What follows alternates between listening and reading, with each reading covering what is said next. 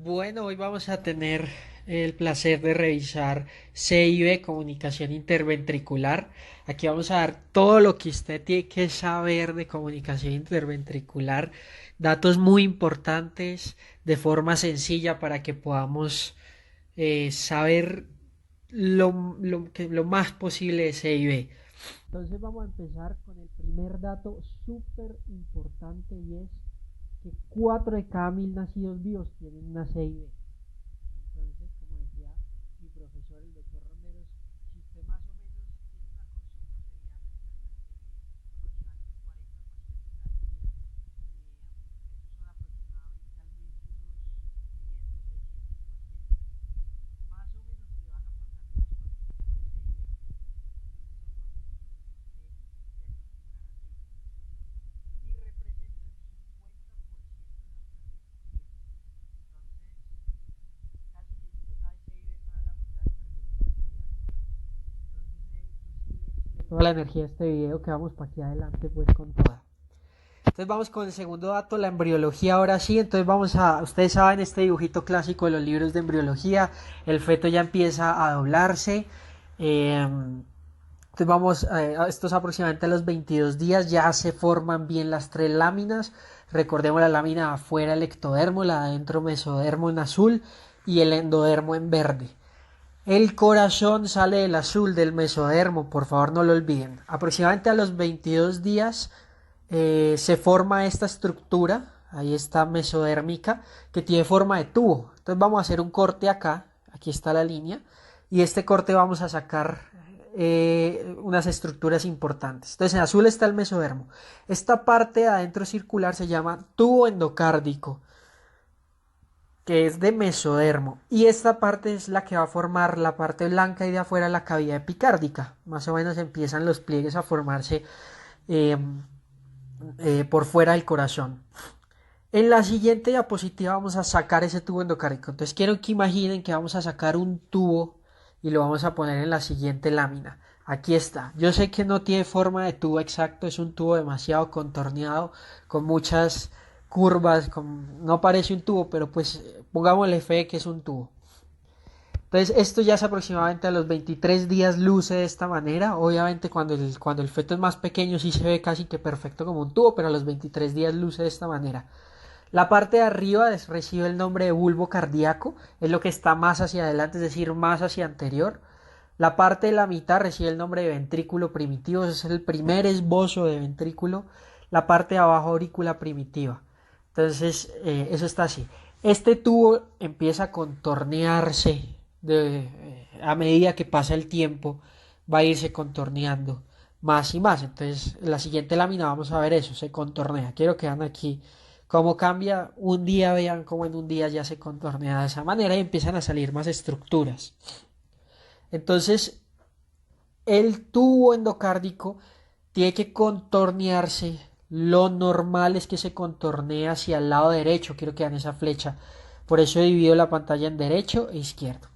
Cuando se contornea a los 24 días, esa parte que coge hacia el lado derecho se llama el bulbus cordis distal. Y esta parte de arriba, que era el anterior bulbus cordis, termina denominándose truncus arteriosus. Toda esta parte se denomina el conotruncus. ¿Listo? Este es el conotruncus y está desplazado hacia la derecha. Súper importante entender eso para otras cardiopatías.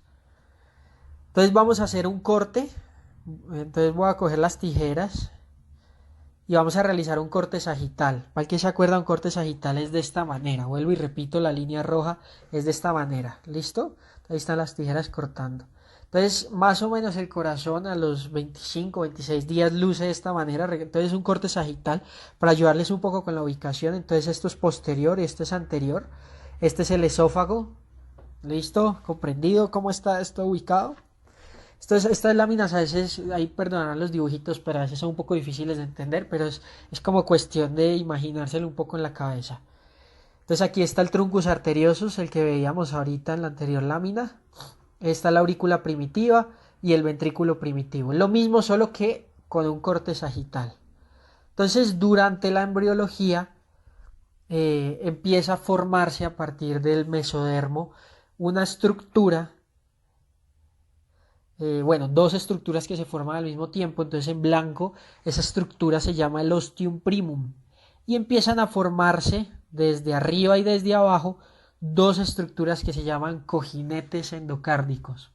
Entonces el dibujo de la izquierda que ven en su pantalla es un corte sagital y se ve cómo sale una almohadilla abajo y una almohadilla de arriba. Repito, si lo viéramos en un corte eh, este sería un corte coronal, perdón. Vamos a ver que la almohadilla, esta almohadilla AB inferior y almohadilla auriculoventricular superior. Vamos a ver que la almohadilla nace de la parte de abajo. ¿Sí ven cómo va creciendo? Listo. Entonces, esta es una representación en microfotografía electrónica en que se ve la almohadilla AB inferior, ahí está señalada la aurícula derecha, la aurícula izquierda y el ventrículo primitivo, es muy parecido al dibujito. Entonces, esas almohadillas se forman junto con el septum primum a los 33 días. Primer dato, los cojinetes o las almohadillas endocárdicas se forman con el septum primum. Entonces apenas va saliendo el septum primum, van saliendo las almohadillas. Aquí un dibujo del atlas en donde podemos ver un poco más en 3D cómo sale el septum primum, véanlo ahí, e inmediatamente se está formando las almohadillas. En este caso se muestra la almohadilla AB inferior. Entonces aquí está la almohadilla. Entonces el septum primum termina de formarse y al final deja un agujero que todos sabemos cómo se llama ostium primum, ahí lo señalo en las dos láminas. El ostium primum es el primer agujero que se forma y este septo sigue creciendo, quiero que lo vean, sigue creciendo y se le forman unos agujeritos. Ahí están los agujeritos. Entonces lo muestran las dos láminas, los agujeros en la parte de arriba, porque crece y como que se agujera en la parte de arriba. Ese recibe el nombre de ostium secundum. Te recuerden, el ostium primum y el ostium secundum están formados ambos por por el septum primum. ¿Listo? Entonces ahí está el agujero del ostium secundum y muy importante, a medida que va creciendo, entonces después va creciendo un septo que se llama el septum secundum, ¿listo? Que nace de la cresta pulmonar derecha. Entonces aquí está, hay un gen que se llama el islet1 que es el encargado del crecimiento de ese septum. Entonces aquí se forma el septum secundum y el septum secundum tiene un agujero en el medio que se denomina foramen oval. Esa es la formación de las aurículas, pero ¿esto qué tiene que ver? Entonces ya vimos que los cojinetes endocárdicos se forman junto con el septum primum y es muy importante que el septum primum se pegue adecuadamente a esas almohadillas. Entonces aquí está una representación de las aurículas en microfotografía. Esta foto es un poco difícil de entender, pero párenle bolas. Entonces aquí está el septum primum, aquí se los dibujo. Aquí está el septum secundum con el agujero en el centro, que es el foramen oval, y arriba está el ostium secundum. Entonces aquí está cómo la sangre fluye en la vía fetal. Fluye de la aurícula derecha a la aurícula izquierda a través del foramen oval y pasa por el ostium primum. Listo. Entonces, si se han venido dando cuenta, a medida que fue creciendo ese septo secundum, fue creciendo un septo ahí debajo, entonces lo señalo aquí debajo, eh, fue creciendo un septum interventricular, es decir, los ventrículos empezaron a dividirse y dejaron el primer agujero que se llama el foramen interventricular primario. ¿Listo?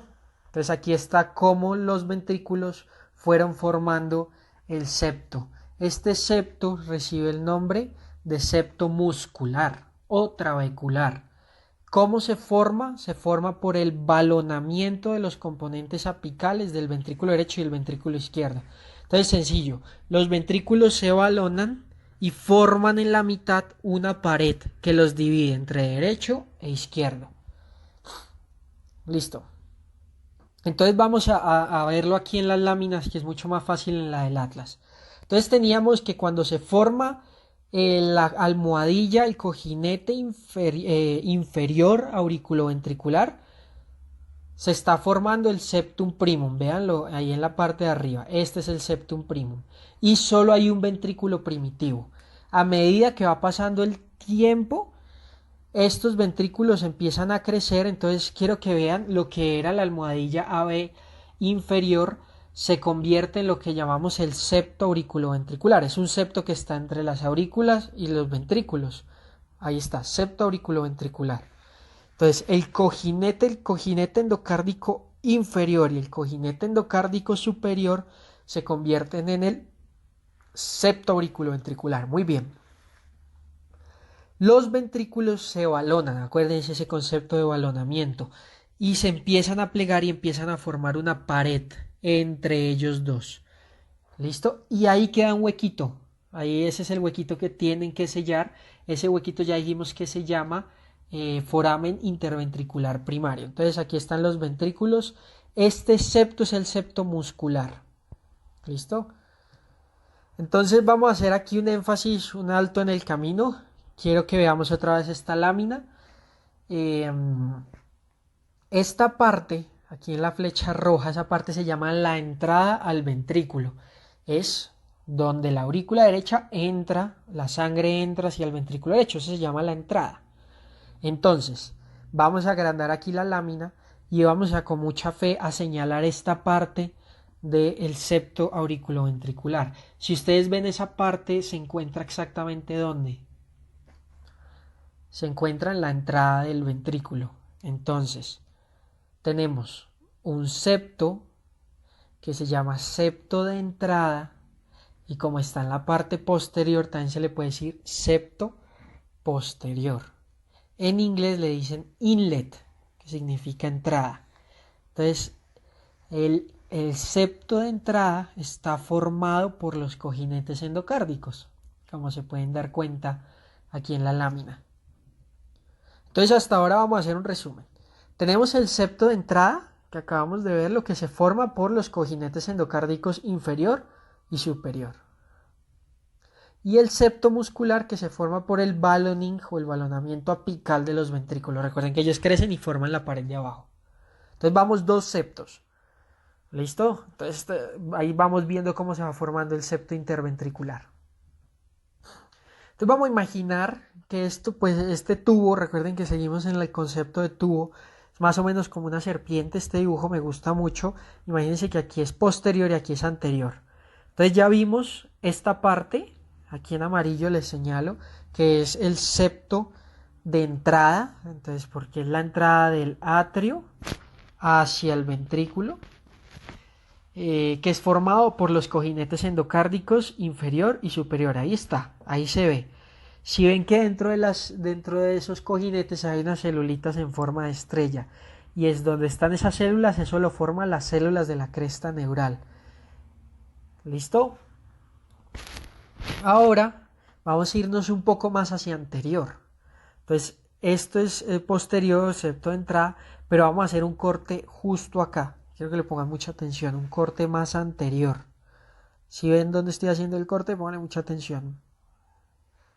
Ahí estoy haciendo el corte. Listo. Eso se ve más o menos así. ¿Sí ven? Entonces aquí está el ventrículo derecho, que se llama bulbus cordis distal, yo les había dicho. El ventrículo izquierdo, el septo muscular, que ya sabemos que se forma por el, muy bien, balonamiento de los ventrículos. Y falta el último septo. Si hay un septo de entrada, pues debe haber un septo de salida. Este septo también nace de los, se llaman cojinetes endocárdicos conotruncales. También vienen de la cresta neural. Entonces bajan más o menos así. Ellos bajan en forma de espiral. Entonces lo que vemos acá es este septo que se llama septo del tracto de salida. Entonces si hay un septo del tracto de entrada y un septo del tracto de salida. Entonces ahí está la formación del septo del tracto de salida. Quiero hacer una acotación aquí muy importante. Como ustedes se dan cuenta, el septo del tracto de salida tiene que quedar perfectamente alineado con el septo muscular. Si no quedan alineados, se produce otra enfermedad distinta que se llama tetralogía de Fallot, que no la vamos a revisar todavía. ¿Listo? Pero tienen que quedar perfectamente alineados. Entonces ahí está alineación del septo del tracto de salida con el septo muscular. Entonces, como se van dando cuenta, la formación del septo interventricular es bien complicada y requiere de muchos pasos. Entonces, como queda dividido, la que sale del ventrículo derecho se llama arteria pulmonar, que queda anterior y a la izquierda, y esta se llama aorta, que queda posterior y a la derecha, en la anatomía normal. Entonces ahí está cómo queda la división de las dos. Entonces vamos a hacer resumen otra vez. Septo de entrada de los cojinetes endocárdicos auriculoventriculares inferior y superior. Septo muscular del balonamiento apical de los ventrículos. Y el septo de salida de los cojinetes conotruncales. Entonces creo que hasta ahí vamos bien, vamos 3 septos. ¿Listo? Todo comprendido hasta ahí, súper. Listo, entonces todos estos septos tienen que unirse en el septo más débil de todos. Listo, porque todos tienen que unirse. Entonces, como usted coge 3 retazos de tela, los une y al final tiene que pegarlos de un solo lugar. Ese lugar especial, entonces vamos a ver la imagen. Ya esta es una imagen ya del corazoncito bien formado. Entonces aquí está el ventrículo derecho. Atrás se ve la aorta en rojo. Entonces vamos a señalar. Este se llamaría el septo si está por la entrada se llama septo de entrada, que sabemos que es posterior. Entonces es el septo posterior. Este de la mitad se llamaría, el que es formado por el balonamiento, se llamaría septo muscular o trabecular, súper. Y este, que es el de salida, se llamaría septo de salida o el anterior, porque está en la parte anterior. Entonces le pueden decir septo anterior o septo de salida. Como ustedes ven, hay una zona en donde todos confluyen y esa zona se llama, a ver quién lo adivina. Muy bien, el septo membranoso. El septo membranoso es ese punto donde confluyen todos los septos y pues por supuesto que es la zona más difícil de formar. Aquí va un truco que les va a servir mucho en CIB. La estructura más difícil de formar es el septo membranoso. ¿Listo? Entonces es donde ustedes esperan que haya más CIBs. Parte 2, clasificación. Entonces ya habíamos visto cómo se formaba el septo, muy importante. Vamos a repasar. Entonces este es el septo de entrada. Ya sabemos que es la puerta de entrada al ventrículo. Septo de entrada, aquí está. Recuerden que está posterior, es la parte de más atrás del corazón, entonces también le llaman septo posterior. Tenemos el septo muscular, que es donde está la mayor parte de trabeculaciones musculares, y tenemos el septo de salida, es lo más anterior del corazón. Entonces esperemos que sea, también le llamen el septo anterior. Y por último, tenemos la unión de todos los septos, que le llamamos septo membranoso. Listo, esos son los 4 septos muy importantes, sabérselo de memoria, entre los 2 ventrículos. Entonces, este va a ser como el mismo dibujito que acabamos de ver. Imagínense que yo lo voy a hacer, me disculpan si no es perfecto. Aquí está en rojo la aorta, el ventrículo derecho. Aquí está la válvula tricúspide, vean la válvula tricúspide y la válvula pulmonar. Entonces vamos a hacer lo mismo. Esta división sería el septo membranoso. Esta división sería entre el septo de entrada y el septo muscular. Y esta división sería entre el septo muscular y el septo de salida. Voy a poner los nombres. Salida, entrada, septo membranoso. Todo comprendido hasta ahí. Eso toca sabérselo, como les digo, de memoria. Entonces las CIB se clasifican con respecto a esos septos. Entonces la primera CIB pues se llamará CIB membranosa, que representa el 80%, luego la CIB muscular, que representa el 5 al 15%, luego la CIB del tracto de salida, que es el 7%, y por último la más rara, la CIB del tracto de entrada, que representa el 5%. Y importante, porque la CIB membranosa es la más frecuente, ya lo habíamos dicho en el primer video, es la estructura más difícil de formar porque es donde confluyen todos. Entonces, obviamente será la estructura que más defectos se espera que tenga. ¿Listo? ¿Comprendido esa parte? Vuelvo y lo repito, la estructura más difícil de formar es el septo membranoso. Entonces vamos a empezar con la primera. Hagamos un agujero acá. Entonces imagínense que yo trato de meter mi dedo por ahí, pues el dedo va a pasar al otro lado. Eso es más o menos como la C y B. Entonces estamos viendo desde el ventrículo derecho, meto el dedo y el dedo va a salir en el ventrículo izquierdo. Entonces tenemos esta C y B en el septo membranoso, entonces se llamará C y B membranosa. Muy importante saber los límites del septo membranoso. Eso es pregunta de examen. Entonces vamos a abordarlos. Por detrás, ¿qué vemos? El ánulo de la válvula tricúspide. Por delante vemos la que llaman crista supraventricularis o el septo del tracto de salida, también le dicen. Y por último, vemos el septo muscular. Esos son los tres límites del septo membranoso. Los preguntan en el examen, apréndanselos por favor de memoria. Vamos a verlo acá en el atlas. Entonces este aquí más o menos sería el septo membranoso. Esa partecita blanca que se ve ahí detrás lo voy a señalar acá. Ese es el septo membranoso, que es la confluencia de todos los septos, de los tres septos. Entonces tenemos por detrás el límite del ánulo tricuspidio, como dijimos. Por arriba el septo del tracto de salida, ¿cierto? Y por abajo el septo muscular. Aprendido los límites. Esto es si lo vemos por el lado del ventrículo derecho. Entonces, válvula tricúspide, septo del tracto de salida de la crista supraventricular y septo muscular. ¿Listo? ¿Comprendido? Y si lo vemos por el otro lado, entonces esta es una vista ya por el ventrículo izquierdo. Entonces ya estamos viendo ahí la válvula aórtica. Entonces este aquí más o menos sería el septo membranoso. Entonces los límites del septo membranoso por el lado del ventrículo izquierdo son distintos. Primero, el límite más anterior es la válvula aorta, perdón. Por la parte de abajo el septo del tracto de entrada y por último esta parte el septo muscular. Se les voy a resumir para el examen, por favor, súper bien escrito, pregunta clásica de examen. Diga los límites del septo membranoso, lo van a dividir en dos. Si lo miramos por el lado derecho o si lo miramos por el lado izquierdo. Si lo miramos por el lado derecho, repitámoslo, válvula tricúspide, septo del tracto de salida, lo que llamamos crista supraventricularis y septo muscular. Si lo miramos por el lado izquierdo sería la válvula aórtica, el septo del tracto de entrada y el septo muscular. Muy importante para los exámenes y para entender la C y B. Entonces ahora sí vamos a la C y B membranosa. La C y B membranosa es un defecto del septo membranoso, que ya sabemos los límites, por el amor a Dios. Y también le llaman C y B perimembranosa, C y B subaórtica, C y B conoventricular. Es exactamente lo mismo, lo van a encontrar. Si lo llegan a encontrar ya saben que es exactamente lo mismo.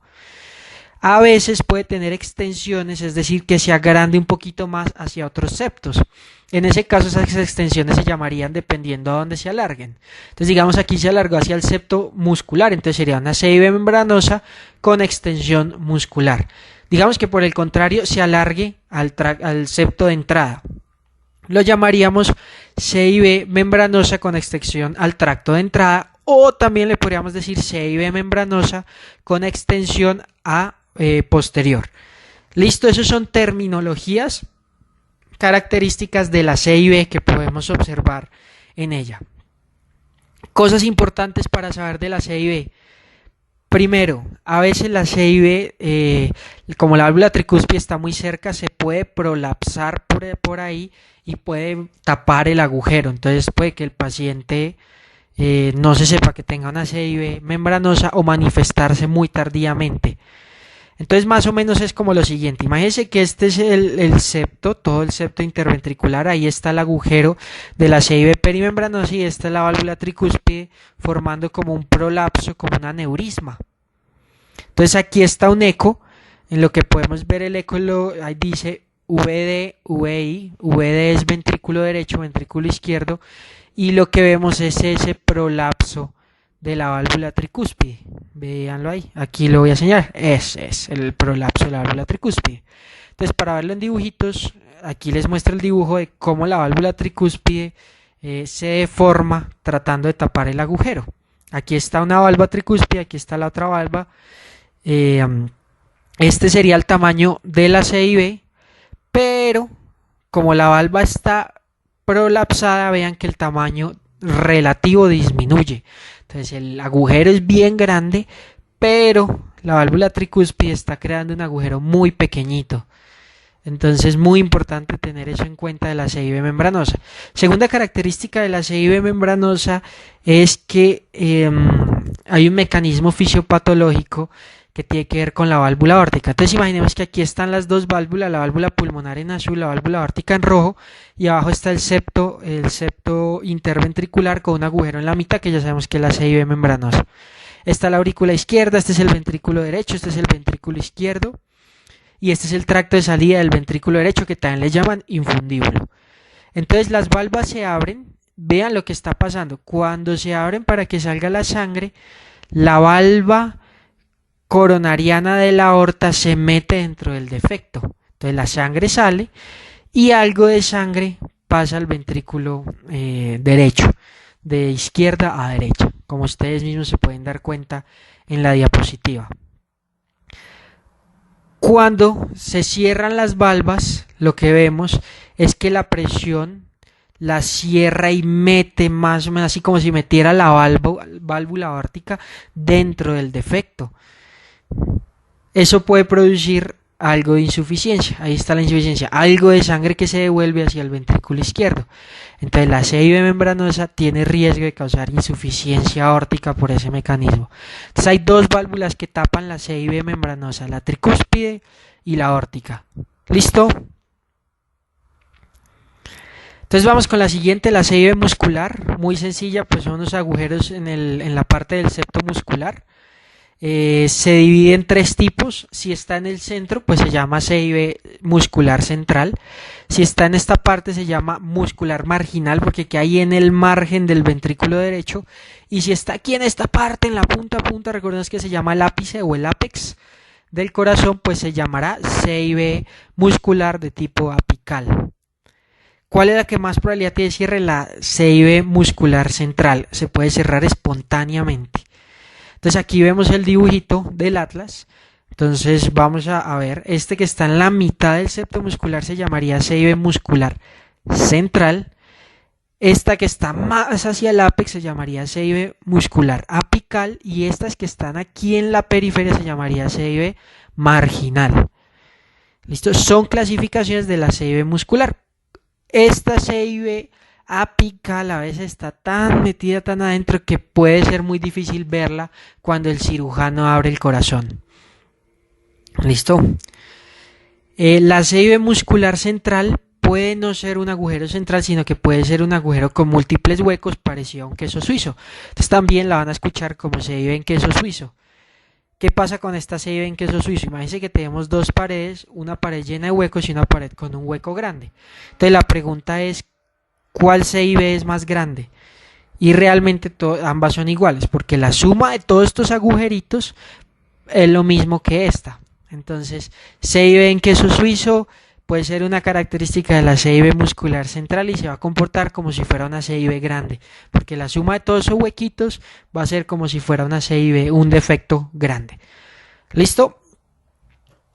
La otra CIB es la del tracto de entrada, entonces ya sabemos la posterior, en inglés le dicen inlet, se ubica en esta parte, se asocia a CIA tipo ostium primum, ya sabemos, cosa para cardiología pediátrica muy importante, la suma de una CIB del tracto de entrada más una CIA, o sea una comunicación interauricular tipo ostium primum, se llama canal AB. En este momento no vamos a explicar esto exactamente, pero quiero que esta fórmula matemática se la aprendan. Una CIB del tracto de entrada más una CIA ostium primum forman un canal AB. Entonces aquí está, vamos a repasar todas las CIBs en este momento rápidamente. Entonces esta sería la CIB muscular central, muy bien. Esta sería la CIB, muy bien, apical. Esta sería la CIB muscular marginal, muy bien. Esta sería la CIB perimembranosa, excelente. Esta sería la CIB del tracto de entrada, perfecto. Entonces hasta ahí vamos perfecto con todas las CIBs. Esta CIB se ubica detrás de la válvula tricúspide. Entonces ustedes vean ahí la válvula tricúspide, ella está ahí detrás de esa válvula tricúspide. Entonces tiene ella está ubicada entre el ánulo tricuspidio y la unión de la valva al músculo. Para mostrarles esto en el atlas pongo este dibujito. Entonces ahí en amarillo está la C y B del tracto de entrada detrás de la válvula tricúspide. Vean cómo la válvula tricúspide tapa esa C y B del tracto de entrada. Aquí está la C y B. ¿Cuál sería? La perimembranosa, muy bien. Y esta sería la C y B muscular, muy bien. Entonces vean ahí la del tracto de entrada detrás de la válvula tricúspide. Ya cuando la válvula tricúspide se inserta el ventrículo derecho, ya ahí se acaba el tracto de entrada, el septo de entrada, perdón, y se convierte en septo muscular. Entonces vamos a dividirlo acá. Eso para atrás sería el septo del tracto de entrada. Este que queda acá sería el septo muscular y este de la mitad sería el septo membranoso. Como se pueden dar cuenta, la clasificación es repetir exactamente lo mismo, repetir y repetir exactamente lo mismo. Y por último está la C y B del tracto de salida o outlet en inglés, que se ubica en el tracto de salida. Hay dos tipos grandes, también a esta C y B le dicen C y B infundibular, supracristal, infracristal, C y B conal. Supracristal es porque está arriba de la crista terminalis e infracristal es porque está debajo de la crista supraventricularis, perdón. Entonces esta es una imagen del atlas para saber dónde queda la crista supraventricularis. Esta estructura acá es la crista supraventricularis del infundíbulo. Esto que está debajo se denomina C y B infracristal y esto que está aquí arriba supracristal. Son clasificaciones de la C y B del tracto de salida como para tenerlas en cuenta por si las llegan a ver. Entonces vamos a repasar rápido todas las C y Bs. Esta de acá de la mitad se llama C y B. Muy bien, muscular central, esta C y B. Apical, perfecto, esta C y B. Marginal, excelente, esta C y B. Perimembranosa, súper bien, esta C y B. Tracto de entrada. Estas dos C y Bs, esta de arriba se llama C y B del tracto de salida supracristal. Y por último esta C y B del tracto de salida infracristal. Ahí está el resumen de todas las C y Bs en este dibujo. Espero las hayan comprendido muy bien. Una última acotación. Vamos a poner todas otra vez nuestras C y Bs. Estas tres primeras tienen alta probabilidad de cierre espontáneo. Ya habíamos dicho que la central más que el resto. La perimembranosa tiene probabilidad de cerrarse espontáneamente. Y estas tienen la probabilidad de cierre de casi cero. Es decir, tracto de entrada y casi salida, casi... o sea, la probabilidad que cierren es casi cero. Les digo casi cero porque hay como dos reportes de caso en la literatura de que se han cerrado. Bueno, esta es la explicación de la clasificación de la C y B. Espero les haya gustado mucho. Muchas gracias por su atención. Suscríbanse en el botón rojo para seguir creciendo este proyecto y ya pueden continuar a la parte 3 de esta serie. Muchísimas gracias.